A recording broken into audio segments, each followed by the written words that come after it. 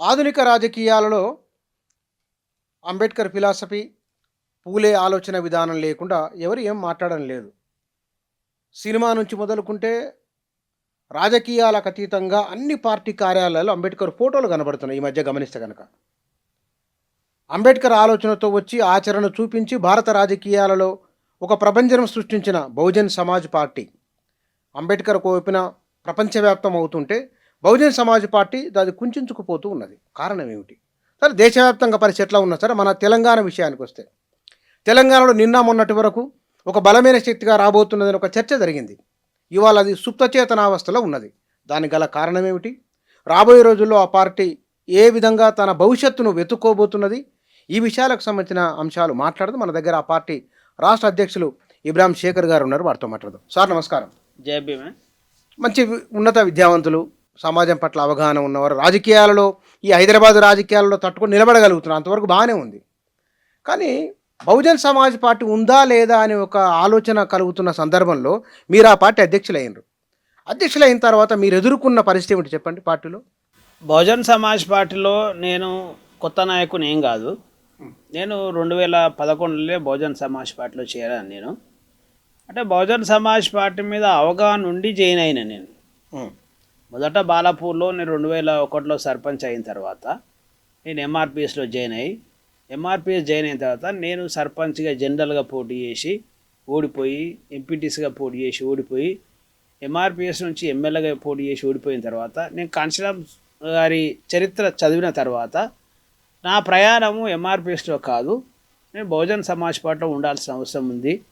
కాబట్టి ఈ సమాజంలో ఈ పేద వర్గాల సమస్యల పరిష్కారం కావాలంటే రాజ్యాధికారం తప్ప ఇంకో మార్గం లేదనే విషయం నేను కాంశీరామ్ గారి చరిత్ర చదువుతూ అర్థమైంది. కాబట్టి దాన్ని చదివిన తర్వాత నేను మళ్ళీ కౌన్సిలర్గా గెలిచి మళ్ళీ నేను బీఎస్పీ పార్టీలో చేరడం జరిగింది.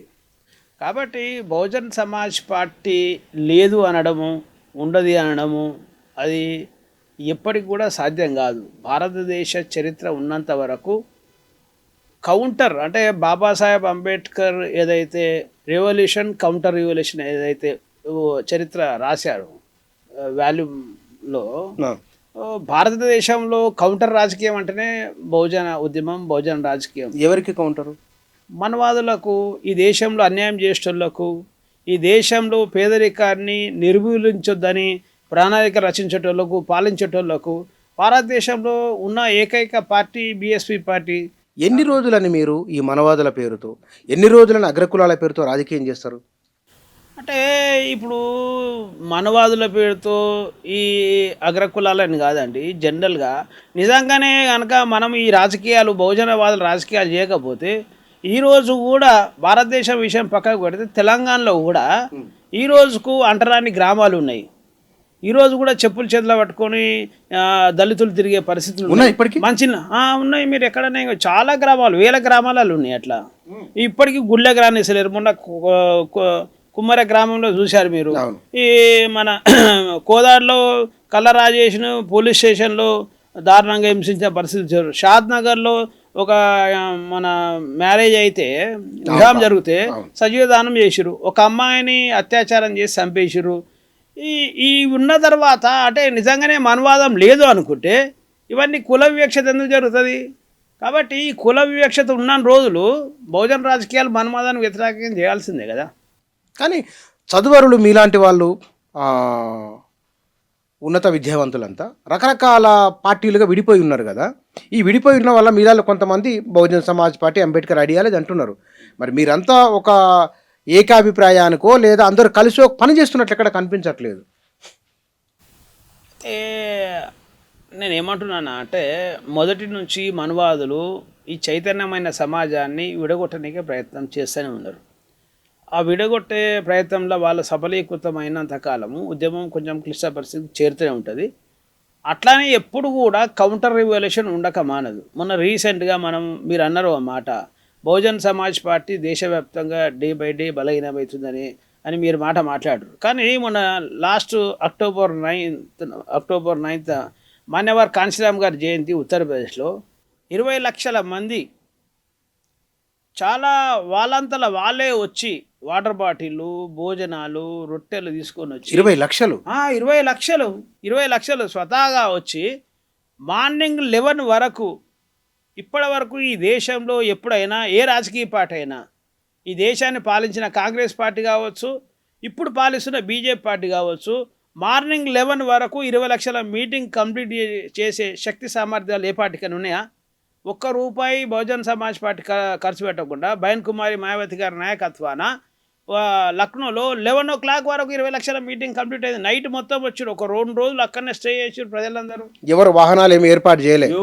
బీఎస్పీ పార్టీ ₹1 ఒక వాహనం ఏర్పాటు చేయలేదు. మీరు ఎంక్వైరీ చేసుకోవచ్చు. అది స్వచ్ఛందంగా వచ్చారు 20 లక్షలు, స్వచ్ఛందంగా 20 లక్షల రూపాయలు వచ్చారు. కాబట్టి బహుజనవాదాన్ని ఈ ప్రపంచంలో ఎవరు కూడా చంపే పరిస్థితి ఉండదు. బాబాసాహెబ్ అంబేద్కర్ను దేశవ్యాప్తంగా ప్రపంచవ్యాప్తంగా బలపడుతున్నప్పుడు బహుజన సమాజ్ పార్టీ బలహీన పడతారు ఎట్లా అనుకుంటారు మీరు? మీరు తెలంగాణలో ఇంతకు పూర్వం ఉన్న అధ్యక్షులు, మీకంటే ముందున్న అధ్యక్షులు, వారు ఎందుకు పార్టీని వదిలిపెట్టినట్లు? మరి మీ మీ మీ మీటింగ్లో రివ్యూలు ఏం చేయలేదు? ఇప్పుడు మా మీటింగ్లో అయితే ఇప్పుడు ఆయన మొదట వచ్చినప్పుడు స్వేరోస్ అని కొంచెం పిల్లలను చైతన్యం చేసుడు, ఆడిచ్చుడు, చదివిపించుడు చేసే కొంచెం ఈ సమాజం మీద అవగాహన ఉంది ఆయన కనుక్కొని అందరం అనుకున్నాము. అందులో మనం కూడా ఉన్నాము, అందరం చాలామంది అనుకున్నారు. సరే, ఆయన ఉద్యోగం విడిచిపెట్టి డీజీపీ లాంటి పెద్ద ఐపీఎస్ ఉద్యోగాన్ని వదిలిపెట్టి వస్తే నిజంగా ఈ సమాజం మీద ప్రేమ ఉందని అందరం అనుకున్నాము. కానీ ఆయన ఏదైతే ఎలక్షన్లో ఆయన వ్యవహరించిన తీరు ఏదైతే ఉన్నదో ఆ తీరు క్లియర్గా ఈ సమాజానికి వ్యతిరేకంగా, అంటే బహుజన సమాజానికి వ్యతిరేకంగా ఉందని అర్థమైపోయింది. అంటే ఎట్లా వివరించండు? కొంచెం వివరంగా చెప్పండి. ఇప్పుడు నిజంగానే ఆయన గనక బహుజన్ సమాజ్ పార్టీలో ఏమైనా ఇబ్బంది అయ్యి ఉంటే, ప్రోటోకాల్ ప్రకారం కావచ్చు, ఏదైనా సిద్ధాంత పరంగా ఇబ్బంది అయ్యి ఉంటే, నిజంగా ఈ సమాజం మీద ప్రేమ ఉంటే ఆయన టీఆర్ఎస్లో కాకుండా ఇంకో సిద్ధాంతాన్ని ఇంకో పార్టీని ఏర్పాటు చేసుకునేటోడు, కానీ ఇట్లా టీఆర్ఎస్లో పోయే పరిస్థితి అయితే ఉండేది కాదు. అంటే అతని వలన, అంటే అంతకుముందుకు బీఎస్పీ 90లు అప్పుడెప్పుడో ఉన్న బలం మళ్ళీ ఆర్ఎస్పీ వచ్చిన తర్వాత బలం వచ్చిందని అది కూడా వచ్చిండే కదా. ఇప్పుడు నేను ఏమంటున్నాను, ఇప్పుడు ఒక మనిషి బాబాసాహెబ్ అంబేద్కర్ సిద్ధాంతం పరంగా ఇప్పుడు అయినా ఏదైతుందో మీరు లక్షల మంది తెలంగాణలో ఉన్నారు అని అంటున్నారు. బాబాసాహెబ్ అంబేద్కర్ ఆయన నిజంగా ఈ సమాజానికి ఒక ఆలోచన ఇస్తే ఉన్నారు అంటే సజీవంగా ఉన్నట్టే కదా. ఇలా కాంచీరామ్ సారు భారతదేశంలో ఒక నేషనల్ పార్టీ ఏర్పాటు చేసిన తర్వాత ఈరోజు బీఎస్పీని విస్మరించే పరిస్థితి ఉందా? ఒకవేళ విస్మరిస్తే ఎందుకు బహుజన్ సమాజ్ పార్టీ టికెట్లు అడుగుతురు ఇలా? కాబట్టి ఆ సింబల్ మీద ప్రజలకు ఇంకా ప్రేమ ఉన్నది క్లియర్గా. కాబట్టి దాన్ని తీసుకురావాల్సిన అవసరం ఉంది. అది ప్రేమ ఉన్నది కానీ కదిలించే నాయకులు లేరు కదా. కదిలించడం కానీ మీరు ఇప్పటివరకు ఎప్పుడైనా బైంజీ గారి బర్త్డే తెలంగాణ రాష్ట్రంలో ఒక 500 మంది కంటే ఎక్కువ చూసారా? రీసెంట్గా జనవరి 15 నాడు షాద్నగర్ నియోజకవర్గంలో రంగారెడ్డి జిల్లా ఆధ్వర్యంలో ఒక 4 నుంచి 5 వేలు పండుగ రోజున, సంక్రాంతి రోజున, మీరు వీడియోలు మీకు చూపిస్తాం, మేము వీడియోలు తీసుకోండి. 4 నుంచి 5 వేల రూపాయలు. మేము ఒక్క మనిషికి 100 రూపాయలు కూడా మేము వాహనాలు ఏర్పాటు చేయలేదు. కేవలం హాలు, జెండలు, కండువలు అవి ఏర్పాటు చేసింది పార్టీ తప్ప ఇంకేం చేయలేదు. 4 నుంచి 5 వేలు పండుగ రోజు స్వచ్ఛందంగా వచ్చారు. స్వచ్ఛందంగా వచ్చి మీరు ఎంక్వైరీ చేసుకోవచ్చు, ఇంటెలిజెన్స్ కూడా ఉంటుంది కదా. మరి మీ ఇంత ఉన్నప్పుడు మీరు ఎందుకు మీడియాలోకి రారు, ఎందుకు మాట్లాడారు? సమాజంలో ఉంటారు కానీ మీరు ఉన్నారో తెలియనట్టు ఉంటారు కదా. మీరు నాకు ఆశ్చర్యం అయితే మీరు చెప్తుంటే. అంటే నేను ఎందుకంటే ఈ స్టేట్ వైడ్గా ఎందుకు రాలేదంటే, ఉత్తరప్రదేశ్లో బహుజన్ సమాజ్ పార్టీ విజయం సాధించింది కనుక ఈ దేశవ్యాప్తంగా ఇంకా సజీవంగా కనబడుతున్నది. అది దేశవ్యాప్తంగా నమ్మకంగా ఉడిస్తుంది. అట్లా ఈ తెలంగాణ రాష్ట్రంలో కూడా మనం గెలవాలనే ఆలోచనతో మనం రీసెంట్గా గెలిసే నమ్మకం ఇస్తే దాన్ని మనం స్ప్రెడ్ చేసే అవకాశం ఉంటుంది అనే ఆలోచనతో మనం అక్కడ లోకల్గా పోరాటం చేయడం జరిగింది. అదే నేను కార్పొరేటర్ కూడా గెలిచినాక మా మహేశ్వరం నియోజకవర్గంలో ఎమ్మెల్యే గారు మాకు మద్దతు అడిగింది. మద్దతు అడిగితే మేమేం చెప్పినాం, మాకు డిప్యూటీ మేయర్ ఇస్తేనే మద్దతు ఇవ్వాలని చెప్పినాం. నేను ఇండిపెండెంట్ గెలిచాను, ఎందుకంటే లోకల్ పార్టీలో సింబల్ లేకుండే బీఎస్పీకి అప్పుడు. కాబట్టి నేను డిప్యూటీ మేయర్ ఇస్తేనే నేను మీకు మద్దతు ఇస్తాను నేను చెప్పడం జరిగింది. వాళ్ళు మా కండిషన్లు ఒప్పుకొని డిప్యూటీ మేయర్ ఇచ్చారు. డిప్యూటీ మేయర్ ఇచ్చిన తర్వాత నేను బీఎస్పీ పార్టీ డిప్యూటీ మేయర్గా నేను డిక్లేర్ చేసుకున్నాను. అందులో మాకు మేమే డిక్లేర్ చేసుకున్నాను, ఎందుకంటే ఇండిపెండెంట్ గెలిచిన బీఎస్పీ పార్టీ కానీ సింబల్ లేకపోవడం వల్ల ఇండిపెండెంట్ పోటీ చేయాల్సి వస్తుంది. పూలే అంబేద్కర్ కాంచీరామ్ ఫోటో పెట్టి మనకు గెలిచినాం, అప్పుడు మాయావతి గారి బొమ్మలు పెట్టి మనకు గెలిచినాం. కానీ సింబల్ లేదు కదా. సింబల్ లేకపోవడం వల్ల మనం బీఎస్పీ అనే ఇండిపెండెంట్ వస్తుంది. అప్పుడు ఆ ఎన్నికల ప్రక్రియ జరిగేటప్పుడు మేయర్ డిప్యూటీ మేయర్ జరిగేటప్పుడు మేయర్ కూడా ఆమె కండు వేసుకొని ఆమె నేనేం చేసిన, నేను కూడా నాకు ప్రపోజలు సపోర్ట్ రెండు చేసిన తర్వాత ఆఫీసర్ కన్ఫర్మ్ చేసేసిండు, సంతకాలు పెట్టించుకోడు, రిపీట్ పేరు సన్మానం ఆయన ఓత్ చేయమని చెప్పాడు. అప్పుడు ఇమ్మీడియట్గా నా జోబులోకి వెళ్ళి బీఎస్పీ కండ తీసుకొని మెడల్ వేసుకొని నేను ప్రమాణ స్వీకారం చేసిన. ఎవరేమనలేదా? ఎందుకంటారా అండి, నా ఇష్టం, రాజ్యాంగం నాకు హక్కేయలేదా? నేను ఇండిపెండెంట్ గెలిచిన ఏ పార్టీకైనా మద్దతు చేసా. నేనేమన్నా నన్ను వేరే వాళ్ళు గెలిపించరా, వేరే పార్టీ వల్ల నేను గెలిచిన ఏమన్నా? కానీ ఇండిపెండెంట్గా గెలవడం చాలా కష్టంతో కూడుకున్న పని కదా. అంటే రాజకీయ అది ఎట్లా నేను బాలాపూర్లో సర్పంచ్ ఇండిపెండెంట్గా గెలిచిన, కౌన్సిలర్ ఇండిపెండెంట్గా గెలిచిన, కార్పొరేటర్ ఇండిపెండెంట్గా గెలిచిన. కానీ ఏ కాంగ్రెస్, టీఆర్ఎస్, బీజేపీ పార్టీ ఇప్పటివరకు జైన్ కాలే, నా జీవితంలో జైన్ కాను కూడా. మీరు వేరే పార్టీకి వెళ్ళలే ఎక్కడ కూడా? ఇప్పటివరకు ఎక్కడ? Only Bahujan Samaj party, BSP party కదా. అవు వేరే పార్టీలకు ఇప్పుడు ఎంతో కొంత చదువుకున్నది, రూపాయి ఖర్చు పెట్టగల శక్తి కూడా ఉన్నట్టుంది బహుశా మీకు. మరి మిగతా వాళ్ళు వేరే వేరే పార్టీలకు వెళ్తారు కదా, మీరు వెళ్ళకపోవడానికి కారణం ఏమిటి? ఇప్పుడు కాంగ్రెస్ పార్టీలో ఎస్సీ ఎమ్మెల్యేలు ఉర్రు, ఎస్టీ ఎమ్మెల్యేలు ఉర్రు, బీజేపీ పార్టీలో ఎస్సీ ఎమ్మెల్యేలు ఉర్రు, టీఆర్ఎస్ పార్టీలో ఎస్సీ ఎమ్మెల్యేలు, ఎస్టీ ఎమ్మెల్యేలు ఉన్నారు. నిజంగా కల్ల రాజేష్ గారి మీద పోలీస్ స్టేషన్లో 3rd డిగ్రీ పెట్టి చనిపోయినప్పుడు, లేకపోతే షాద్నగర్లో సజీవ దహనం చేసినప్పుడు, లేకపోతే మొన్న కుమ్మర గ్రామంలో 100 రూపాయల కోసం రిజెక్ట్ చేసి ఒక చిన్న పాప చనిపోయిన పరిస్థితి ఉన్నప్పుడు, లేకపోతే రైతు వేదిక దగ్గర ఒక 22 సంవత్సరాల అమ్మాయిని అత్యాచారం చేసి చంపినప్పుడు, లేకపోతే మెదక్ డిస్టిక్లో ఒక వివాహిత మహిళను అత్యాచారం వ్యవస్థ చేసి పోలు కట్టేసి ఆమె ఇబ్బంది పడి చనిపోయిన రోజులు, లేకపోతే మెదక్ జిల్లాలో ఒక పీజీ చదివిన అబ్బాయిని గ్రామం నుంచి వెలివేసినప్పుడు, వీళ్ళందరూ ఎక్కడ పోయారండి? వీళ్ళందరూ బాబాసాహెబ్ రిజర్వేషన్లే కదా. నీకు కాంగ్రెస్ పార్టీ టికెట్ ఇవ్వచ్చు, టీఆర్ఎస్ పార్టీ టికెట్ ఇవ్వచ్చు, బీజేపీ పార్టీ టికెట్ ఇవ్వచ్చు, కానీ టికెట్ ఇచ్చే అవకాశం ఇచ్చింది బాబాసాహెబ్ అంబేద్కరే కదా. మరి బాబాసాహెబ్ అంబేద్కర్ ఎవరి కోసం ఇచ్చిండు? ఈ పేద ప్రజలకు రక్షణగా ఉంటారని కదా. రాజ్యాంగంలో నువ్వు అసెంబ్లీలో మాట్లాడే అవకాశం ఉంది కదా, ఎందుకు మాట్లాడరా అంటున్నా. ఈరోజు అధికార కాంగ్రెస్ పార్టీలో ఉన్న నాయకులు మాట్లాడకపోయినా కానీ టీఆర్ఎస్ పార్టీలో ఎస్సీ ఎమ్మెల్యేలు, ఎస్టీ ఎమ్మెల్యేలు ఎందుకు మాట్లాడకూడదండి? ఎందుకు మాట్లాడతలేరు? ఎందుకు కేటీఆర్ఏ మాట్లాడాలి? మీరు ఎందుకున్నారు? మీకు బాబాసాహెబ్ అంబేద్కర్ రిజర్వేషన్ వల్ల మీరు ఎమ్మెల్యేలు కాలేదా? కాబట్టి వీళ్ళ వల్ల లాభం లేదనే విషయం అర్థమవుతుంది. ఇది ప్రజలు గమనిస్తున్నారు కూడా. కాబట్టి వీళ్ళు ఇట్లే కొనసాగితే 100% వీళ్ళకు కాంగ్రెస్, టీఆర్ఎస్ పార్టీకి, బీజేపీ పార్టీకి తెలంగాణలో పుట్టగతలు లేకుండా అవుతాయి. కానీ ప్రజలు గమనిస్తున్నారు. కానీ ఇక్కడ ఇప్పుడు మీరు ఇంత కమిట్మెంట్తో ఉండడానికి గల కారణం ఏమిటి? ఎందుకంటే ఒక్క పార్టీ వెళ్ళలేదు అంటున్నారు కదా, కారణం ఏమిటి? ఇప్పుడు నిజంగానే ఇప్పుడు బాబాసాహెబ్ అంబేద్కర్ గారు, కాంశీరామ్ గారు కావచ్చు, ఇప్పుడు ప్రస్తుతం ఉన్న మాయావతి మా నాయకురాలు కావచ్చు, వీళ్ళ జీవితాంతం పోరాటం చేస్తే మనం ఈరోజు ఈ స్థాయికి వచ్చినాం. ఈరోజు ఈ స్థాయికి మీరు ఈడ కూర్చున్నా, నేను ఈడ కూర్చున్నా, ఈరోజు నేను సర్పంచ్ అయినా, కౌన్సిలర్ అయినా, కార్పొరేటర్ అయినా, లేకపోతే ఈరోజు నేను బీటెక్ చదువుకున్నా, ఇవన్నీ కూడా బాబాసాహెబ్ పుణ్యమే ఇవన్నీ. మరి మన జీవితంలో కూడా వాళ్ళంతా రిసీవ్ చేసుకొని ఏమీ లేని స్థానం నుంచి ఈందాకు వచ్చినాం. మనం కూడా ఏదైనా రీపే చేయాలి కదా. రీపే చేయకుండా ఎట్లా అవుతుంది? కానీ ఇక్కడ చాలామంది ఉన్నత విద్యావంతులు, ఎందుకు మీ పార్టీ పూర్వపు అధ్యక్షులు వారి ముందే ఏమన్నా మీరు ప్రస్తావన తీసుకొచ్చారా? మీరు పార్టీ ఇక్కడ నుంచి వెళ్ళిపోయారు, అక్కడికి దళిత సమస్యలపైన మాట్లాడదామనే ఎజెండా కానీ ఇన్ని చెప్పారు నాకు ఇందాక, మీరు వారికి ఏమైనా చెప్పిన విషయాలు? నేను చెప్పిన గవర్నమెంట్ స్కూళ్ళ మీద మాట్లాడినా. ఆయన ఈ బీఎస్పీలోకి రాకముందే ఒకసారి నేను కూర్చున్నా, ఒకసారి మాట్లాడినా.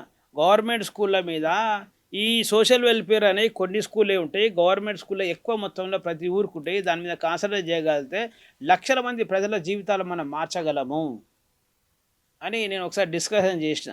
కానీ దాని మీద ఆయన అప్పుడు స్పందించలే. సోషల్ వెల్ఫేర్ స్కూళ్ళ మీద ఆయన స్పందించుడు, గవర్నమెంట్ కొన్ని స్కూల్ కాబట్టి ఎక్కువ కాన్సన్ట్రేషన్ చేయొచ్చు, కాబట్టి ఆ విధంగా ఆలోచన చేసినట్టున్నాడు. అంటే ఆ స్కూళ్ళ మీద పనిచేస్తున్నామనే ప్రచారం వచ్చే అవకాశం ఉంది. కానీ ఇక్కడ మీరు బహుజన్ సమాజ్ పార్టీని ఆర్ఎస్పీ వదిలిపెట్టి వెళ్ళిపోయిన తర్వాత ఎవరు నమ్మట్లేదు, మిమ్మల్ని నమ్మితే ఉంటారో అనే నిజమేనా అదే చర్చ? మీరు ఇంటర్వ్యూకి వస్తున్నప్పుడు 2-3తో మాట్లాడినా, ఏమిటి ఎట్లా ఉంది బీఎస్పీ పరిస్థితి అని అడిగిన. నేను అడిగితే కొంచెం ఆశంకతోనే ఉన్నట్లు అంటున్నారు. మరి నేనేమంటున్నా అంటే, ఇప్పుడు ప్రవీణ్ కుమార్ గారు బీఎస్పీలు ఉన్నప్పుడు కూడా 3వ స్థానమే వచ్చింది ఆడ. ఏడా? మన కాగజ్ నగర్లో. తర్వాత ఎంపీగా పోటీ చేసిన 3వ స్థానమే వచ్చింది. ఏం మార్పు జరిగిందండి? బీఎస్పీ పార్టీకి ఉన్న ఓటు బ్యాంక్ అంటే ప్రవీణ్ కుమార్ గారు వచ్చినాక ఓటు బ్యాంక్ పెరిగిందా తగ్గిందా? ఇంకా తగ్గింది. అంటే అంతకుముందు బీఎస్పీ గారు అవు మరి 2% ఉండే 2%కి తగ్గింది. ఎఫెక్ట్ ఏమున్నట్టు మరి ఇప్పుడు? ఇప్పుడు ఎఫెక్ట్ ఉందంటే ఓటు బ్యాంక్ పెరగాల కదా. అంటే తగ్గిందా? తగ్గింది ఓటు బ్యాంకు. ఉమ్. ఎఫెక్ట్ ఉందని ఎట్లా చెప్పగలుగుతాం మనం? కాగజనగర్లో 3వ స్థానం వచ్చింది ప్రవీణ్ కుమార్ గారికి. అక్కడ కూడా ఎంపీగా అక్కడ కూడా పోటీ చేస్తే 3వ స్థానమే వచ్చింది. నాగర్ కర్నూలులో అక్కడ కూడా 3వ స్థానం వచ్చింది. మరి ఎట్లా ఎఫెక్ట్ ఉందో చెప్ప, మరి గెలవాలి కదా. అంటే ఇక్కడ అంబేద్కర్ ఐడియాలజీని తీసుకెళ్లడంలో వైఫల్యం కారణంగానా, లేదా టీఆర్ఎస్ కాంగ్రెస్ వాటి మధ్య ఎక్కువ ఓట్లు వాళ్ళే తీసుకున్న కారణంగానే ఓటమి ఎందుకు వచ్చిందంటారు? నేను ఒకటి ఏమనుకుంటున్నా అంటే ప్రవీణ్ కుమార్ గారి విషయంలో బాబాసాహెబ్ అంబేద్కర్ సిద్ధాంతాన్ని చాలా తొందరగా సక్సెస్ చేయొచ్చు అని అనుకున్న ఆయన. కాదనే విషయం ఆయనకు అర్థమైపోయింది. కాదనే విషయం అర్థమైపోయి ఇది సుదీర్ఘ పోరాటము కాబట్టి ఇది చేయగలుగుతామా లేదా అనే డౌట్ ఆయనకు వచ్చినట్టుంది. వచ్చి ఆలోచన చేసి టీఆర్ఎస్ పోయిందని నేను అనుకుంటున్నాను. ఓకే, ఇప్పుడు మీకు అంబేద్కర్ ఫిలాసఫీని మీరైతే కనుక ఇప్పుడు మీరు రాష్ట్రానికి అధ్యక్షులు, మీరు వచ్చే 5 ఏళ్ల కాలం నాటికి ఈ పార్టీని మీరు ఏ స్థాయిలో ఉంచుతారని మీకు ఆ నమ్మకం ఉన్నది మీకు? అంటే నేను మీకు నా గురించి కూడా చెప్పాలి. నేను బాలాపూర్లో సర్పంచ్ గెలిచిన 2001లో. తర్వాత జెండాల పోటీ చేసి ఓడిపోయినా, మళ్ళీ ఎంపీటీసీ పోటీ చేసి ఓడిపోయినా, ఎంఆర్పిఎస్ నుంచి ఎమ్మెల్యేగా పోటీ చేసి ఓడిపోయినా. ఎక్కడ కూడా కాంప్రమైజ్ కాలేదు. తర్వాత మళ్ళీ నేను కౌన్సిలర్గా పోటీ చేసిన, గెలిచిన. మళ్ళీ కార్పొరేటర్గా పోటీ చేసిన, గెలిచిన. నా ఐడియాతో కాన్శీరామ్ ఏదైతే సూత్రం ఉందో, ఏం సూత్రం అంటే మన శక్తి ఇతరుల అవసరము ఈక్వల్ టు అవకాశం అనే ఏదైతే కాన్శీరామ్ గారు ఒక సూత్రం కనుగొన్నారు. మళ్ళీ చెప్పండి. మన శక్తి ఓకే ఇతరుల అవసరము ఈక్వల్టే మనకు అవకాశం అనే కాన్శీరామ్ గారు ఏ సూత్రాన్ని అయితే కనుక్కున్నారో ఆ సూత్రాన్ని నేను కార్పొరేషన్ బడంగపేట కార్పొరేషన్ ఎన్నికలల్లో మున్సిపల్ ఎన్నికలలో నేను వాడి డిప్యూటీ మేయర్ అయినాక నేను బీఎస్పీ ఇప్పుడు ఈరోజు నేను ప్రవీణ్ కుమార్ పోయిన తర్వాత నేను స్టేట్ ప్రెసిడెంట్ అయిన తర్వాత ఫస్ట్ టైం లోకల్ బాడీ ఎన్నికలలో అందరినీ పోటీ చేయించిన. కాన్స్టిట్యున్సీ అధ్యక్షుడి నుంచి రాష్ట్ర నాయకుడి వరకు పోటీ చేపిస్తే 123 మంది వార్డు మెంబర్లు గెలిచిరు, 9 మంది ఉప సర్పంచులు గెలిచిరు, 4 సర్పంచులు గెలిచిరు. వాళ్ళందరినీ కూడా యూనివర్సిటీ ఏరియాలో మేము సన్మానం కూడా చేయడం జరిగింది. తర్వాత మున్సిపల్ ఎన్నికలు వస్తే కూడా పోటీ చేయించడం. పోటీ చేపిస్తే 2 గెలిచిరు. 2 గెలిచి కూడా మళ్ళీ వాళ్ళు పోనీకే ప్రయత్నం చేస్తే విప్ కూడా జారీ చేసాం. బీఎస్పీ పార్టీ చరిత్రలో ఇప్పటిదాకా విప్ జారీ చేసిన చరిత్ర లేదు. ఎమ్మెల్యేలు గెలిచిపోయారు, కౌన్సిలర్ గెలిచిపోయారు, అందరూ గెలిచిపోయారు, కానీ విప్ జారీ చేసిన చరిత్ర లేదు. ఈసారి మేము విప్ కూడా జారీ చేసాం. విప్ కూడా జారీ చేసి మళ్ళీ రీసెంట్గా ఒక ఆయన మళ్ళీ పట్టుకొచ్చినాం మేము. ఆలియా ఏదైతే బెడ్చల్ జిల్లా ఉందో ఆలియా గెలిచిన ఎవరైతే వెంకటేశ్వర మళ్ళీ బీఎస్పీ పార్టీకి మేము తీసుకొచ్చినాం అనే బీఎస్పీ పార్టీలో ఉన్నాడు ఇవాళ. దాని తర్వాత మరి ఏదైతే బైంజీ ప్రోగ్రాం ఉండేనో, అంటే ఎప్పుడు మన బైంజీ గారు జనవరి 15 నాడు సంక్రాంతి పండుగ నాడు మేము షాద్నగర్లో పతంగులు కాదు బీఎస్పీ జెండాలు ఎగిరేసిన వాడే మేము. ఎట్లా మీరు బహుజన్ సమాజ్ పార్టీ బలహీన పడుతుంది అంటారు? కానీ ఒక మాట మీరు ఏదో నేను ఇక్కడ సోషల్ మీడియాలో చూసిన మార్చి 15 ఏదో బహిరంగ సభ అని అంటున్నారు. అంటే సభ ఏ ఉద్దేశము లేదా ఏ మెసేజ్ ఇద్దామని అనుకుంటున్నారు? మార్చి 15 మాన్యవర్ కాన్శీరామ్ గారి జయంతి. మాన్యవర్ కాన్శీరామ్ గారు అంటే ఏంది? మా ఓట్లు మీ సీట్ల ఇకపై చెల్లదు అనేదే యుద్ధమే కదా. మాన్యవర్ కాన్శీరామ్ అంటేనే యుద్ధం, రాజకీయ యుద్ధం. కాబట్టి ఆడ ఏం చేసాం మేమంటే జన్మదినాన్ని సందర్భించి రాజకీయ యుద్ధ వీరని సభ పెట్టి బడంగపేటలో చాలా బహిరంగ సభ, పెద్ద సభను మేము ఏర్పాటు చేయబోతున్నాం. క్లియర్గా చెప్తాం సమాజానికి. నేను ఎగ్జాంపుల్ చెప్తున్నా. హైదరాబాదు మున్సిపల్ ఎన్నికలు రాబోయే రోజుల్లో చేశామంటారు. హైదరాబాద్లో జీవించే లక్షల మంది కార్మికులల్లా ఒక కార్మికుని జీవితం చెప్తాను మీకు నేను. మున్సిపల్లో గ్రేటర్ హైదరాబాద్లో పనిచేస్తాడు అబ్బాయి, నా దగ్గరకు వచ్చారు వేస్తే అతనికి 15,000 జీతం ఇస్తారట. 15,000 జీతం అయితే అతనికి ఒక కుమారుడు. ఆ కుమారుని ప్రైవేట్ స్కూల్లో చదివిపిస్తుండు. ఎంత ₹1,00,000 అవుతున్నాయి ఆయనకు. ఆయన జీతం 15,000 అంటే నెలకు ₹8,000 ఆ పిల్లోడికి చదువుకే ఖర్చు. మిగతా ₹7,000, ₹5,000 కిరాయి, ₹2,000 ఆ పిల్లోడికి చదువునికి అయితే మరి భార్య భర్తలు ఏం తింటారని అడిగింది నేను. మా భార్య ఇళ్ళలో పని చేస్తుంది అన్నాడు. తిననేకే ఇళ్ళలో పని చేస్తే నడుస్తుంది. అతని జీతం అంతా కూడా కేవలం తన కొడుకును చదివించడానికి అయిపోతున్నది. ఇది దేశంలో 5వ సిటీ హైదరాబాదు. ఈ ఈ పాలకులు ఏం ప్రజలను డెవలప్ చేస్తురండి, వీళ్ళ పాలన పని. ఈ విషయాన్ని మేము ప్రజలకు చెప్పదలుచుకున్నాం మీటింగ్లో. ప్రజలకు అర్థమైతే లేదు, వీళ్ళ ఎకనామిక్స్ మొత్తం కూడా క్లోజ్ చేస్తున్నారు సంగతి. ఎక్కడ బహిరంగ సభ ఎక్కడ పెడుతున్నారు? బడంగపేటలో పెడుతున్నాం మేము. బడంగపేటలో. అంటే జన సమీకరణ ఎంత అనుకుంటున్నారు? వస్తారు ఒక 10,000 మంది. 10,000 మంది. అంటే దాని ద్వారా మీ మెసేజ్ భవిష్యత్ కార్యాచరణ చెప్పాలనుకుంటున్నారు? ప్రజలకు 10,000 మందికి చెప్తాం అర్థం. బీఎస్పీ పార్టీలో 4 జోన్ డివైడ్ చేసినాము. 4 జోన్లో ఒక జోన్ అది. 4 జోన్లు ఏవేవి? 1 కరీంనగర్ జోను, 2 వరంగల్, 3 నల్గొండ, 4 రంగారెడ్డి. మొత్తం స్టేట్ 4 జోన్లు స్టేట్లో 4 జోన్లు చేశాం. ఒక జోన్ నేను వెళ్తున్నా మీటింగ్. ఓకే, రాష్ట్ర అధ్యక్షునిగా. కానీ మీరు రాష్ట్ర అధ్యక్షులుగా అయ్యే నాటికి బహుజన్ సమాజ్ పార్టీ కండిషన్ ఎట్లా ఉన్నది? మీరు పార్టీలో ఇప్పుడు నాయకునిగా ఉండడం వేరు, అధ్యక్షుడిగా ఉండడం వేరు కదా. అయితే బహుజన్ సమాజ్ పార్టీని అధ్యక్షుడు అయ్యే వరకు కొంచెం ప్రవీణ్ కుమార్ ఎఫెక్ట్ ఉన్న మాట కొంచెం వాస్తవం అయినప్పటికీ ఈ రోజు ఎఫెక్ట్ కనబడతలేదు నాకు. ఎందుకంటే మీరే రోజు చూడడం వల్ల అట్లా మీకు అది పెద్దగా ఎఫెక్ట్ అట్లేం లేదు. అంటే నిజంగానే ఎఫెక్టే ఉంటే మరి షాద్నగర్ సభ విజయవంతం కాదు కదా. ఎఫెక్ట్ ఉంటే షాద్నగర్ సభ విజయవంతం కాదు. పేపర్లో టీవీలో రాలేదు ఏమిటి? 5,000 మంది రావంటే అది బ్లూ జెండాలతో పెద్ద గ్యాదరింగ్ కదా. మీడియా ఎప్పుడు మమ్మల్ని పట్టించుకుందండి? పట్టించుకుంటుందా అండి? మీరు చెప్పండి. మీకు తెలిసిన కాడికి మీడియా బహుజన్ సమాజ్ పార్టీని, బహుజనవాదాన్ని, ఈ దళితుల సమస్యను ఇప్పుడు పట్టించుకుంటుందా? మీరు మీడియాని పట్టించుకోరుగా. ఇప్పుడు రీసెంట్గా విశారదన్ ఖమ్మంలో చేసిండు. ఖమ్మంలో ఎవరు స్టార్ట్ చేసిరు పోరాటం దాని మీద? మీరే, మీ పార్టీలో. విశారదన్ బీఎస్పీ పార్టీ మా వాళ్ళు కూడా లోకల్ చేసిరాడు. విశారదన్ చేసిండు. తర్వాత కవిత పోయింది దానికి. ఇప్పుడు పేపర్లన్నీ కవిత పేరు వచ్చిందా, విశారదన్ పేరు వచ్చిందా? ఇద్దరు ఉన్నారు. ఇద్దరే. ప్రియారిటీ ఎవరిదండి? దాన్ని స్టార్ట్ చేసింది ఎవరు స్టార్ట్ చేసిరు? కానీ ఒకనాడమే పోయి ఆడు ఉండే వరకు మొత్తము కవితనే చేసినట్టు రాబట్టే మీడియాలో వివక్షత లేదని ఎట్లా చెప్పగలుగుతాం మనం? మీరు చెప్పండి. రీసెంట్ ఎగ్జాంపుల్ కదా ఇది. మీరు పని చేయాలి. అట్లా ఇప్పుడు మీరు రాష్ట్ర అధ్యక్షులుగా అన్ని మీడియా ఆఫీసులకు వెళ్ళి కలవండి. మీరు పోతున్నప్పుడు మీరు కలవండి, ఒక మాట చెప్పండి. మీకు ఇవ్వకపోతే అప్పుడు మాట్లాడచ్చు. ఎందుకంటే గడిచిన అనుభవం దృష్ట్యా మీకు గుర్తుండే ఉంటుంది. కాంశీరాము హైదరాబాద్లో జింకానా గ్రౌండ్లో మీటింగ్ పెట్టినప్పుడు కొన్ని లక్షల మంది వచ్చిండ్రు. ఆ రోజు పేపర్లు చెప్పినా చెప్పకుండా రాసినాయి. కాంశీరామ్ సారు తప్పనిసరి పరిస్థితి ఈ దేశంలో మనవాద మీడియాకు క్రియేట్ చేసిండు. ఉద్యమం బలపడితే మనవాద మీడియా అంటే ఇప్పుడున్న మీడియా అంతా మనవాద మీడియాలే కదా. ఇది ఖచ్చితంగా మనవాద పార్టీలకు మనవాద కాదు. కమ్యూనిస్టులు ఏమో పెట్టుబడిదారు మీడియా అంటారు, మీరేమో మనవాద మీడియా అంటారు. అంటే మరి దీన్ని ఎవరికి తోచినట్లు వాళ్ళు. ఈ కమ్యూనిస్టులు నిజంగా వాళ్ళు పేదరికం నిర్మూలన అంటే ఇప్పటిదాకా ఏం పేదరిక నిర్మూలన జరిగింది ఏడానా? వాళ్ళు కూడా నియర్లీ వాళ్ళకి దగ్గరనే అని చెప్పవచ్చు మనం. ఎందుకంటే నాయకత్వం ఎవరుందండి కమ్యూనిస్టులలో? నాయకత్వం ఎవరున్నది? ఇప్పటికి కూడా వాళ్ళే నాయకత్వం వహిస్తురు కదా. మరి బహుజన్ సమాజ్ పార్టీలో మొత్తం మీ కమ్యూనిటీ నాయకత్వం ఉందని ఒక ప్రచారం ఉంది బయట.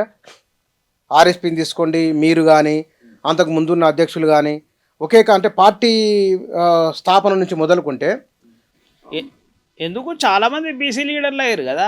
ఒక 7-8 మంది అధ్యక్షులు అయ్యారు బీసీలు. 7 మంది బీసీలు అయ్యారు అధ్యక్షులు. ఇప్పుడు మా కోఆర్డినేటర్ కూడా ఒక ఆయన బీసీ అయ్యండు, చంద్రశేఖర్ అని. ఒకటే కులము 2 కులాలు ఎందుకుంటాయండి? ఇప్పుడు శంకర్ గౌడ్ ఎన్ని సంవత్సరాలు చేసిండు బీఎస్పీకి అధ్యక్షుడిగా? చాలా సంవత్సరాలు చేసిండు కదా. చాలా ఒక 7 మంది 6 మంది నీకు బీఎస్పీ పార్టీ బీసీ అధ్యక్షులు చేసిర్రు. అట్లేం కాదు. ఎవరు ఎక్కువ వర్క్ చేస్తే, ఎవరు ఎక్కువ ఈ పార్టీని బలపరచడానికి ప్రయత్నం చేస్తే వాళ్ళకు పార్టీ నాయకత్వం ఇస్తుంది తప్ప ఈ ఫలానులకు ఎస్సీలకి ఇవ్వాలని, ఎస్టీలకి ఇవ్వాలని ఏం లేదు కదా. ఎస్సీ ఎస్టీ బీసీలకు ఎవరికైనా బాగా పనిచేసి ఇచ్చే అవకాశం ఉంది. ఇప్పుడు అంబేద్కర్ నిజమైన ఆలోచనకు, ఆయన సిద్ధాంతానికి వారసులు బహుజన్ సమాజ్ పార్టీ, ధర్మ సమాజ్ పార్టీ, లేదా ఇంకా కొంతమంది ఫీల్డ్లో ఉన్నారు, తామని చెప్తున్నారు కదా. ఎవరు కాంశీరామ్ సాబ్ ఆలోచనకు, అంబేద్కర్ ఫిలాసఫీకి అసలైన వారసులు? ఇప్పుడు భారతదేశ వ్యాప్తంగా మీరు చూస్తే బాబాసాహెబ్ అంబేద్కర్ నిజంగా ఇప్పుడు బీఎస్పీ పార్టీ లేకపోయి ఉంటే నిజంగా ఇప్పటి వరకు ఇది జరిగేదా? అసలు బాబాసాహెబ్ అంబేద్కర్ను నిలబెట్టింది బీఎస్పీ పార్టీ. వేరే కాంశీరామ్ సార్ గారు కనుక నిజంగా బహుజన్ సమాజ్ పార్టీని నిర్మించకపోతే మరి ఇప్పుడు ఎక్కడ సాధ్యమైంది? మీరు ఒకటి చెప్పండి నాకు. భారతరత్న అవార్డు ఎప్పుడు ఇచ్చారండి బాబాసాహెబ్ అంబేద్కర్కు? మాన్యవర్ కాంశీరామ్ గారు 3 ఎంపీలు గెలిచి అలియన్స్లా 3 కండిషన్లు పెట్టిండు. ఏం కండిషన్లు పెట్టిండు? ఒకటి అంటే సెంట్రల్ పార్టీకు ఎవరు మన కేంద్రానికి సహకరించేటప్పుడు ఒకటి బీసీ కమిషన్, 2 బాబాసాహెబ్ భారతరత్న, 2 అద్వానీ రథయాత్ర. ఈ మూడింటిని మీరు ఆపగలిగితేనే మేము మద్దతు ఇస్తామంటేనే కదా భారతరత్న అవార్డు మన బాబాసాహెబ్ అంబేద్కర్కి వచ్చింది. అప్పటి వరకు ఎవరు పట్టించుకున్నారు బాబాసాహెబ్ను? మరి నిజమైన వారసులు ఎవరు? నిజమైన బాబాసాహెబ్ అంబేద్కర్ నిలబెట్టేది బీఎస్పీ పార్టీ కాకపోతే ఇంకెవరండి? మరి ఇప్పుడు ఉత్తరప్రదేశ్లో ఇన్ని ఆరోపణలు ఎదుర్కొన్న బైంజీ గారు అంత పెద్ద పార్క్ కట్టింది బాబాసాహెబ్ పేరు మీద, పూలే పేరు మీద. ఈ దేశంలో అణగారిన వర్గాల గురించి వాళ్ళ జీవితాలను పూర్తిగా త్యాగం చేసిన మహానీయులు అందరి పేరు మీద అక్కడ ఆమె పార్క్ కట్టి భారతదేశంలో ఇట్లా ముస్లింలకు ఎట్లయితే మక్క టైప్ ఉందో భారతదేశంలో ఎస్సీ ఎస్టీ బీసీ మైనార్టీలకు అందరికి కూడా పార్కు క్రియేట్ చేసి దర్శనీయ స్థలం కావాలనుకున్నారు. దర్శనీయ స్థలం చేసినాం కదా. మీరు బయంజిని కలిసారా? మీరు మీ మేడం కలిసిందా? తెలంగాణ గురించి ఏమన్నారు? ఏం మాట్లాడారు? బాగా పని చేయండి, మంచి ఏరియా, రిజల్ట్ వస్తుంది, సిన్సియర్సే కామ్ కరో అని చెప్పింది. చేస్తున్నాం మేము. కానీ కొంచెం ఎక్కువ బయటికి కనిపిస్తున్నట్లేరు కదా. ఎవరండి? మీ పార్టీ అధినేత. ఎందుకు కనబడండి? ఇప్పుడు నేనేమంటున్నా, ఇప్పుడు బైంజీ అక్కడ కూర్చొని అన్ని స్టేట్లను పిలిచి రెగ్యులర్గా అసలు ఆ పాయింట్ తెరుకోవాలంటే కనీసం 10-15 రోజులు నెల పడుతుంది. రెగ్యులర్గా మీటింగ్లు చేసే ఉంటుంది. ఎప్పుడు ఒక లీడరు ఒకటే స్థాయిలో బయటికి. ఇప్పుడు కేసీఆర్ ఆడ కూర్చొని పని చేస్తలేడా? కానీ మీరు అంటున్నారు కానీ చాలామంది ఎస్సీ ఉపకులాలు ఉత్తరప్రదేశ్లో ఉదాహరణకు అక్కడున్న వాళ్ళు వాల్మీకులు కానీ జాఠవులు కానీ ఇంకా కింద మన దగ్గర ఉన్న బెస్తా కమ్యూనిటీ లాంటి వాళ్ళకు బీజేపీ లోక్సభ అసెంబ్లీ టికెట్లు ఇవ్వడం వలన బీఎస్పీని వదిలేసి అటువైపు వెళ్ళిపోతున్నారు అనేది. మొత్తం దేశవ్యాప్తంగానే ఎస్సీలలో చాలామంది బీజేపీ వైపు వెళ్తున్నారు అంటున్నారు. ఇప్పుడు భారతదేశంలో అధికారం వచ్చిన తర్వాత ఒక మనిషి ఏ పార్టీ అయినా కానీ 100% ప్రజలకు అందరికీ 100% ఎవరు చేయలేరు. ఇప్పుడు రాను పోరాటం జరుగుతున్న క్రమంలో లీడర్షిప్లో కొంచెం ఇప్పుడు గ్రౌండ్లో కూడా కొంచెం లీడర్లు బారినా కొద్దిగా కొంచెం అక్కడ కింద కొంచెం షఫల్ అయ్యేది ఇన్ జనరల్ జరుగుతుంది.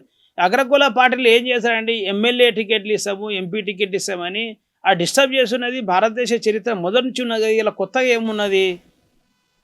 ఇప్పుడు నేను ఏమంటున్నా, కాంగ్రెస్ పార్టీ ఈ దేశాన్ని పాలించిన పార్టీ ఇలా ఆంధ్రప్రదేశ్లో లేకుండా పోయింది. కాంగ్రెస్ పార్టీ ఏం లేదని ఎందుకు మాట్లాడతలేరు?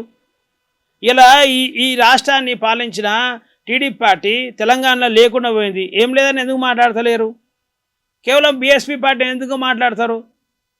ఒకనాడు ఏం లేని బీజేపీ పార్టీ ఇలా పవర్కి రాలేదా? బీఎస్పీ పార్టీ కూడా వస్తుంది 100%. రీసెంట్గా దానికి సాక్ష్యమే 20 లక్షల మంది ఎవరి కాళ్ళు, మంచినీళ్ళు, రొట్టెలు, అన్నము అన్నీ తీసుకొని వచ్చి మార్నింగ్ 11 గంటల వరకు 20 లక్షల మంది అక్కడ వచ్చిరంటే బైంజీ గారి నాయకత్వం నమ్మకం లేక. మీకు తెలుసు ఇంకా ఈవీఎంల ద్వారా కూడా ఇంకో సమస్యలు ఉన్నాయి కదా, భారతదేశ సమస్య అంటున్నారు. అన్ని పార్టీలు అంటున్నారు, మీరు కూడా అంటున్నారు. ఇప్పుడు ఇక్కడ ఒకప్పుడు బహుజన్ సమాజ్ పార్టీకి డబ్బులు ఓటు 2 వేసినారు ప్రజలు.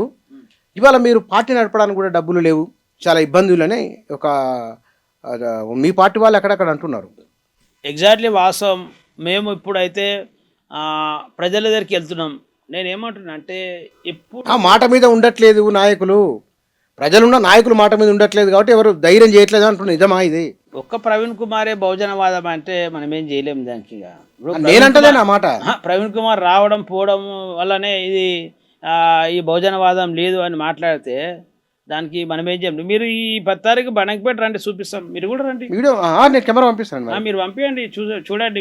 మీరు మాటల్లో ఉన్నంత ఉందా లేదా కూడా తెలుస్తుంది కదా. తెలుస్తుంది కదా. మీరు బహుజన్ సమాజ్ పార్టీ ఉందా లేదా, బహుజన సమాజ్ పార్టీకి బలం ఉందా లేదా, బహుజన్ సమాజ్ పార్టీని ప్రజలు నమ్ముతురా లేదా అనేది మీరు 15 తారీఖు బడంగపేట రండి, తెలుస్తుంది మీకు. ఎప్పుడో లేదు కదా, ఎల్లుండే కదా, 2 రోజుల్లో తెలుస్తుంది కదా. కానీ మీ పార్టీ కొత్త తరం యంగ్ తరంగా వస్తున్నారా? వస్తారు, ఎందుకు రాడండి, వస్తారు కదా 100%. తిరుగుతున్నారు మీరు, జిల్లాలు తిరిగినరా? జిల్లాలు తిరుగుతూనే ఉన్నాం కదా, అన్ని సక్సెస్ అవుతూనే ఉన్నాయి మీటింగ్స్ అన్నీ. ఏదో ఒక్కొక్క మీటింగ్ ఎంతమంది వస్తున్నారు? ఇప్పుడు మేము రీసెంట్గా అయితే నేను ప్రెసిడెంట్ అయిన తర్వాత ఒక 2-3 ధర్నాలు చేసినాం, ర్యాలీలు చేసినాం. మీరు చూడండి, ఇప్పుడు బైంజీని ఒక బీజేపీ పార్టీ నాయకుడు అన్నప్పుడు బడంగపేట నుంచి పెద్ద ర్యాలీ చేసినాం, పార్టీ ఆఫీస్కి వెళ్ళి అంబేద్కర్ గారికి ఒక పెద్ద ర్యాలీ చేసినాం మేము. రీసెంట్గా ఎప్పుడు కూడా మీరు చూసి ఉండరు, ఏమని మా పార్టీకి వెళ్ళి గెలిచిన వాళ్ళు పోతే ధర్నాలు పెట్టి లొల్లి పెట్టిన పంచాయతీ. ఇప్పుడు మొన్న రీసెంట్గా అంబేద్కర్ బొమ్మ కాడ మేము ఒక 300-400 మందిని కలిసి ఎవరు మన కాంగ్రెస్ పార్టీ ఎవరైతే వాళ్ళు తీసుకుపోయారో వాళ్ళను మేము గట్టిగా నిలదీసినాం. అక్కడ ఉండి రేవంత్ రెడ్డి గారు కూడా మేము సవాలు ఇచ్చాం, మా క్యాండిడేట్లో మీరు ఎట్లా తీసుకుపోతారని చెప్పేసి. ఇంతకు 2.5 ఏళ్ళ కాంగ్రెస్ పాలన ఎట్లా ఉంది? దరిద్రంగా ఉంది. అదేంది? అరే ఒక మనిషి, నేను ఇప్పటివరకు చెప్పిన ఎగ్జాంపుల్, మీకు ఒక మున్సిపల్ కార్మికుడు 4 సండేలు వస్తాయి కదా నెలకు, ప్రతి సండే ఎవరో పేదలైనా మనమైనా ఎవరైనా మటన్ చికెన్ తెచ్చుకొని తింటాం. ఆ అబ్బాయి ఏమంటాడంటే, చికెన్ తెచ్చుకుంటే కూడా ముక్కలు పిల్లలకేసి చారుతో మేము తినే పరిస్థితి ఉందని చెప్తుండు. ఇంకేం పాలన కావాలి? నువ్వు కేసీఆర్ని తిడుతీవి, మరి నువ్వైనా మంచి పాలన ఇవ్వాలి కదా. 15,000తోని ఎట్లా మనిషి జీవిస్తాడు హైదరాబాద్లో? రేవంత్ రెడ్డి గారికి మేము ఈ తరఫు నుంచి మేము డిమాండ్ చేస్తున్నాం, ఏదైతే ఈ రాష్ట్ర వ్యాప్తంగా మున్సిపల్ కార్మికులు ఉన్నారో వాళ్లకు డైలీ వేజెస్ ప్రకారం అయినా కానీ 30,000 రూపాయలు ఇవ్వాలి. కనీస వేతనాన్ని నెలకు 30,000 ఇవ్వాలని మేము బీఎస్పీ పార్టీ నుంచి డిమాండ్ చేసాం రేవంత్ రెడ్డి గారికి. లేకపోతే ప్రజలందరూ కూడా రేపు మీకు దూరమయ్యే అవకాశం ఉంది 100%గా. రాబోయే ఎన్నికలలో ఈ విషయాన్ని మేము ఎజెండా పెట్టుకొని తిరుగుతాం. మేము ప్రజలు మీ వైపు వస్తారా మా వైపు వస్తారా అది కూడా చూస్తాం. మేము 2.5 సంవత్సరాల బీఆర్ఎస్ ప్రతిపక్షంగా మంచి ఎట్లా పనిచేస్తున్నారు అనుకుంటున్నారు? ఇప్పుడు వాళ్ళు అవినీతి చేశారని కాంగ్రెస్ పార్టీ అన్నారు, కాబట్టి వీళ్ళు అవినీతి చేశారని టీఆర్ఎస్ పార్టీలు అంటారు తప్ప, మీరు ఎక్కడ వీళ్ళు మమ్మల్ని రక్షించే పరిస్థితి చేసిరు? మీ పాలనలో మా వాళ్ళకు దాడులే జరిగినాయి. బాబాసాహెబ్ అంబేద్కర్ అంటే మొదట ఆత్మగౌరవ పోరాటం, తర్వాత ఆర్థిక పోరాటం. ఆత్మగౌరవం లేకుండా ఆర్థిక పోరాటం అయితే ఆర్థికంగా కూడా సక్సెస్ అయ్యే అవకాశం లేదు. ఇప్పుడు మొదట టీఆర్ఎస్ కూడా మాపై దాడులు అత్యాచారాలు ఇవన్నీ జరిగితే ఎప్పుడు కూడా శిక్షించిన పరిస్థితి మీరు చూశారా?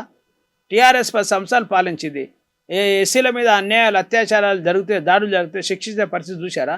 ఇప్పుడు కాంగ్రెస్ కూడా చేసలేదు. అదే ఉత్తరప్రదేశ్లో బయన్ కుమారి మాయావతి గారు సీఎం ఉన్నప్పుడు ఒక సీఎం అయిన 2 నెలలకే ఆ రాష్ట్రంలో ఎస్సీలపై దాడులు అన్యాయాలు అత్యాచారం చేసిన మీద 1,50,000 మందిని జైలుకి వేసిన చరిత్ర ఉంది. తీసుకోరు అట్టే పెట్టి మీరు.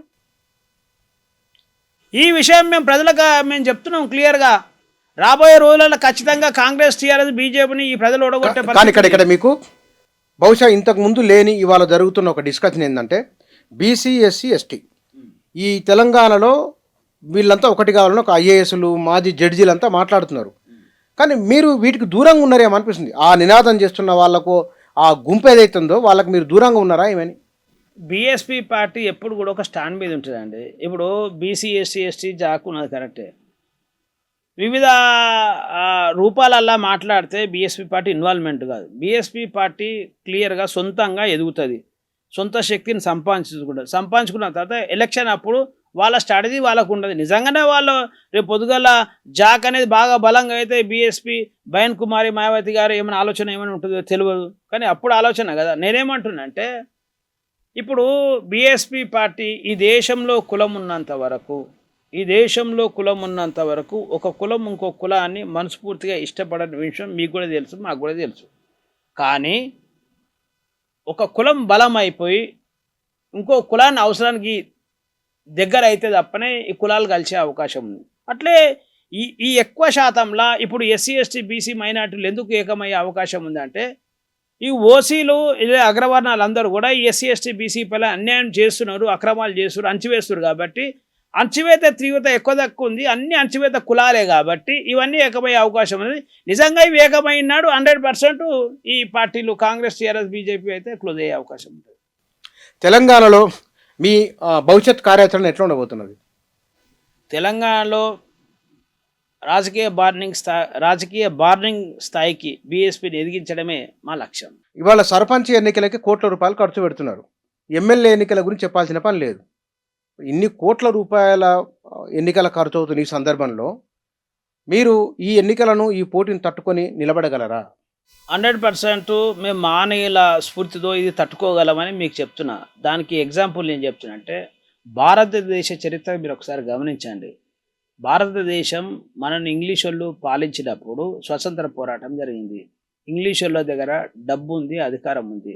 భారతీయుల స్వతంత్ర పోరాటం ఆత్మగౌరవ పోరాటంగా మారి భారతీయులందరూ కూడా కలిసి డబ్బున్న ఇంగ్లీష్ వాళ్ళను వాళ్ళ అధికారాన్ని ఓడగొట్టిరు కాబట్టి మనకు స్వాతంత్రం వచ్చింది. అంటే ఇక్కడ ఇంగ్లీష్ వాళ్ళ డబ్బు గెలవలేదు, ఇంగ్లీష్ వాళ్ళ అధికారం గెలలేదు. సేమ్ టైం అక్కడ నుంచి మీరు ఎన్టీ రామారావు దగ్గరికి రండి. మీరు ఎన్టీ రామారావు ఒక నినాదం ఇచ్చిండు. ఏమని? తెలుగు ఆత్మగౌరవం అన్నాడు. తెలుగు ఆత్మగౌరవం అంటే ఈ కాంగ్రెస్ పార్టీని తెలుగు ఆత్మగౌరవం పేరు పెట్టి ఉమ్మడి ఆంధ్రప్రదేశ్లో ఈ ఉమ్మడి ఆంధ్రప్రదేశ్ ప్రజలందరూ కూడా మొత్తం కూడా ఆ కాంగ్రెస్కి వ్యతిరేకంగా ఓట్లేసి ఈ టీడీపీ పార్టీని ఎన్టీ రామారావుని సీఎం చేసిన చరిత్ర చూశారు. అదేవిధంగా మీరు తెలంగాణ పోరాటాన్ని గమనించండి. ఉమ్మడి ఆంధ్రప్రదేశ్ నుంచి విడిపోవడానికి తెలంగాణ పోరాటం జరిగితే ఉమ్మడి ఆంధ్రప్రదేశ్లో ఆంధ్రులకు, ఆంధ్ర పార్టీలకు అంటే టీడీపీ పార్టీకి, కాంగ్రెస్ పార్టీకి, టీఆర్ఎస్ పార్టీ దగ్గర వీళ్ళకున్న రెండు పార్టీలకు ఉన్న డబ్బు లేదు. అయినా కానీ తెలంగాణ వాదంలో తెలంగాణ ప్రజలందరూ కూడా డబ్బులు తీసుకోకుండా టీఆర్ఎస్ పార్టీకి ఓట్లేసి టీడీపీకి, కాంగ్రెస్ వ్యతిరేకం వేయడం వల్ల ఇలా తెలంగాణ రాష్ట్రం వచ్చింది. నిజంగా ఓటు పర్సెంటేజ్ మారకపోతే కాంగ్రెస్ పార్టీ తెలంగాణను ప్రకటించేది కాదు. కాబట్టి ఇక్కడ కూడా డబ్బు గెలవలేదు, ఇక్కడ కూడా వాదమే గెలిచింది. ఈ మూడింటిని వేరే చేసుకుంటే భారతదేశంలో బహుజనులు ఒక మెయిన్ ఎగ్జాంపుల్ తీసుకోవాల్సి వస్తుంది. అదే మాన్యవర్ కాంశీరామ్ గారు ఉత్తరప్రదేశ్లో. అంటే మన స్వతంత్ర పోరాటంలో అగ్రవర్ణాలు నినాదం, గాంధీ గారు ఇంకా కొంతమంది స్వతంత్ర నినాదం ఇస్తే దాన్ని పాటించింది ఈ దేశ బహుజనులు. డబ్బులు తీసుకోకుండా ప్రాణాలు వదిలేసి స్వతంత్ర పోరాటం చేసింది ఈ దేశ బహుజనులు. ఎన్టీ రామారావు పీరియడ్లో కూడా ఎన్టీ రామారావు నినాదం ఇస్తే ఆ నినాదాన్ని మొత్తం కూడా ప్రూవ్ చేసింది ఈ ఉమ్మడి ఆంధ్రప్రదేశ్ బహుజనులు. తెలంగాణలో కూడా కేసీఆర్ తెలంగాణ నినాదాన్ని అంటే 1979 నుంచి ఆ పోరాటం వస్తున్న క్రమంలో దాన్ని పీక్ స్టేజ్కి తీసుకొచ్చిన కేసీఆర్ గారు ఇచ్చిన నినాదాన్ని తెలంగాణ బహుజనులు 1200 మంది బలిదానాలు ప్లస్ ఇక్కడ పేద ప్రజలందరూ కూడా డబ్బులు తీసుకోకుండా కాంగ్రెస్ టీడీపీ వ్యతిరేకంగా. నిజంగా కాంగ్రెస్, టీడీపీ ఈ పార్టీ కంటే డబ్బులు ఎక్కువనే కదా, ఒకవేళ డబ్బులకే లొంగే పరిస్థితి నినాదం కరెక్ట్ అయినప్పుడు ఈ ప్రజలు నమ్మిరు. ఈ మూడింటిని బేస్ చేసుకొని మాన్యవర్ కాంశీరామ్ గారు అంటే ఇక్కడ తెలంగాణ పోరాటం కాకముందే మాట్లాడుతున్నాను నేను.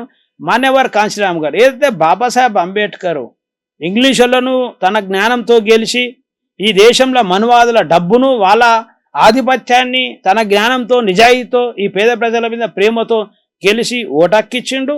ప్లస్ అక్కడ మనకు అన్ని రిజర్వేషన్ కూడా సాధించిన చరిత్రను బేస్ చేసుకొని మాన్యవర్ కాంశీరామ్ గారు ఏదైతే ఆత్మగౌరవ పోరాటం మీద స్వాతంత్రం సాధించారో అదే మాకు ఇప్పుడు ఈ దేశంలో మాకు స్వాతంత్రం లేదని ఉత్తరప్రదేశ్లో నినాదం బహుజనులదైంది, నినాదం మహానీయులదైంది. పూలే అంబేద్కర్, సామాజ్, పెరియార్, నారాయణ గురుది, బాబాసాహెబ్ అయిపోయి నినాదం అనేది అయింది. దాన్ని పాటించి బహుజనులు అయిపోయి అక్కడ మనము ఈ దేశంలో రాజ్యాధికారము కేవలం మనువాదులది, ధనవంతులది సొత్తు కాదు.